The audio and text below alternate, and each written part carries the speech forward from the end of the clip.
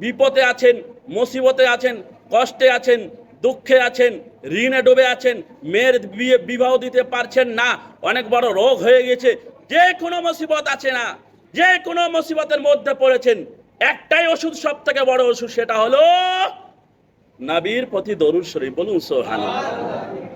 দরুদ পড়লে অনেক ফজিলত, তার মধ্যে 8টি ফজিলত আপনাদের সম্মুখে বলছি। কেউ যদি মুহাব্বতের সহিত একবার দরুদ পড়ে, একবার দরুদ পড়ার ফজিলত, একবার দরুদ পড়ে, তাহলে তার 10টি গুনাহ আল্লাহ ক্ষমা করে দেয়। বলুন সুবহানাল্লাহ। কয়টা গুনাহ?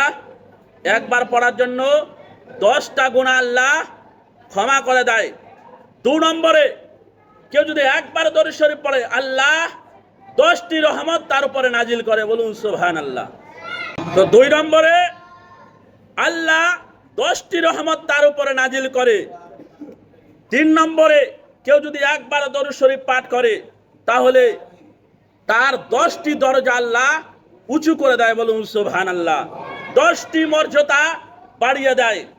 4 নম্বরে, কেউ যদি একবার দরুদ শরীফ পড়ে, ফেরেশতাগণেরা ওই দরুদ পড়নে ওয়ালার জন্য দোয়া করতে থাকে। বলুন সুবহানাল্লাহ। দরুদ পড়লে কে দোয়া করে? ফেরেশতাগণেরা। সুবহানাল্লাহ। যদি ফেরেশতা আপনার জন্য দোয়া করে, তাহলে কি আল্লাহ ফেরত দিবে আপনার? কখনো ফেরত দিবে না। তাহলে ফেরেশতার দোয়া কি বেকার হবে? কখনো হবে না। ফেরেশতা দোয়া করলে অবশ্যই কবুল হয়ে যাবে। 5 নম্বরে, যারা একবার দরুদ শরীফ পাঠ করে, ফেরেশতাগণেরা তাদের নাম এবং তার বাপের নাম লিখে নবীর রওজাতে পৌঁছে দেয়। বলুন সুবহানাল্লাহ। 6 নম্বরে, যারা একবার দরুদ শরীফ পাঠ করলো মুহাব্বতের সহিত, তাদের জন্য স্বয়ং আমার নবী মুস্তাফা রওজা থেকে দোয়া করতে থাকে। বলুন সুবহানাল্লাহ। সেই ব্যক্তি কত সৌভাগ্য যে নবীর মুহাব্বতে একবার দরুদ শরীফ পাঠ করলো, তার জন্য নবী আমার রওজা থেকে দোয়া করতে থাকে সেই উম্মতের জন্য।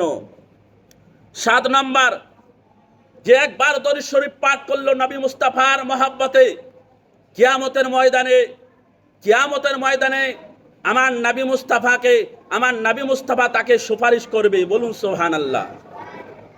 8 নম্বর, কেউ যদি মুহাব্বতের সহিত আমার নবী মুস্তাফার উপরে দরুদ শরীফ পাঠ করে, তাহলে তার বিপদ আপদ থেকে আল্লাহ তাকে বাঁচিয়ে নেবে। বলুন সুবহানাল্লাহ। আগেই বলেছিলাম, বিপদে আছেন, মুসিবতে আছেন, কষ্টে আছেন, দুঃখে আছেন, ঋণে ডুবে আছেন, মেয়ের বিবাহ দিতে পারছেন না, অনেক বড় রোগ হয়ে গেছে, যে কোনো মুসিবত আছে না, যে কোনো মুসিবতের মধ্যে পড়েছেন, একটাই ওষুধ, সব থেকে বড় ওষুধ, সেটা হলো নবীর প্রতি দরুদ শরীফ। বলুন সুবহানাল্লাহ।